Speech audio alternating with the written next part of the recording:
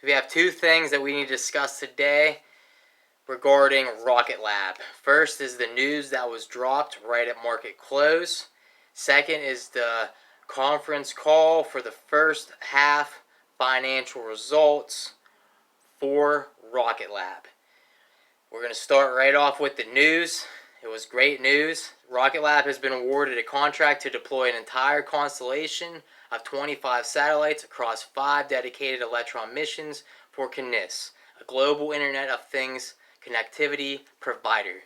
Scheduled for launch beginning in the second quarter of 2023, the constellation will enable CNIS, a company backed by private and public investors including the French government's space agency and CLS, an international space-based solutions provider, to improve its global Internet of Things connectivity.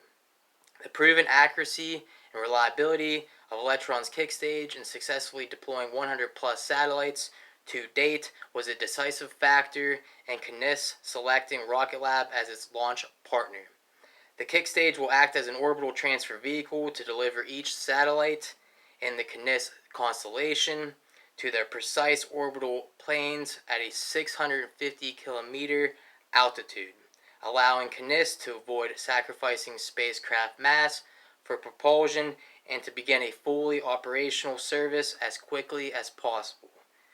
CNIS currently operates the Argos system, an international scientific collaboration between CNES, the National Oceanic and Atmospheric Administration, the European Organization for the Exploitation of Meteorological Satellites, and the Indian Space Research Organization to monitor wildlife, fisheries, and to collect data about Earth's climate and environment through CLS.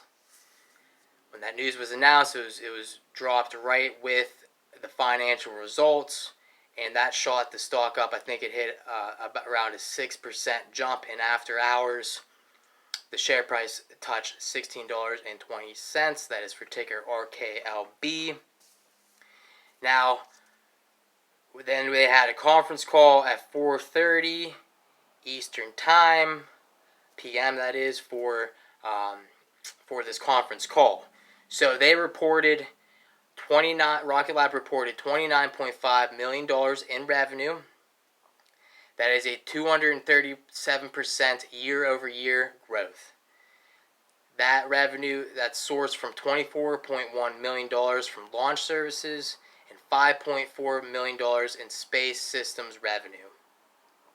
They announced they had increased their contracted backlog. As of June 30th of 2021, their contracted backlog was $141.4 million. That was a 136% increase year over year from previous $59.9 million. And believe it or not, since June 30th of 2021, they increased that backlog again from $141.4 million to $174 million. They announced that their gross margins went from a negative 67% to a positive 13%. Space systems, the gross margin from space systems was 65%. Space systems contributing 18% of total revenue in the period, and that is compared to 3% in the prior year. They also entered, and this is one I did not know, they entered into a contract to launch a General Atomics electromagnetic systems developed orbital test bed satellite. Not a lot of news on that contract. I'm going to dive into it a little deeper to get some more information on that. Now, they are giving forward guidance. They lowered that guidance a little bit. It's because New Zealand has the strictest lockdown restrictions in the world. So they're given Q3 of 2021. They're given a projection of $4 to $5 million in revenue. And for Q4 revenue projections, they're giving $17 to $20 million. Full year 2021, $50 to $54 million. in revenue. We also had gotten some confirmations. As most of us know, the Wallops launch was going to be, or the capstone mission was going to be launched from Wallops. That got pushed back to being at the Mejia Peninsula, and that is because of they're waiting on flight autonomy approval.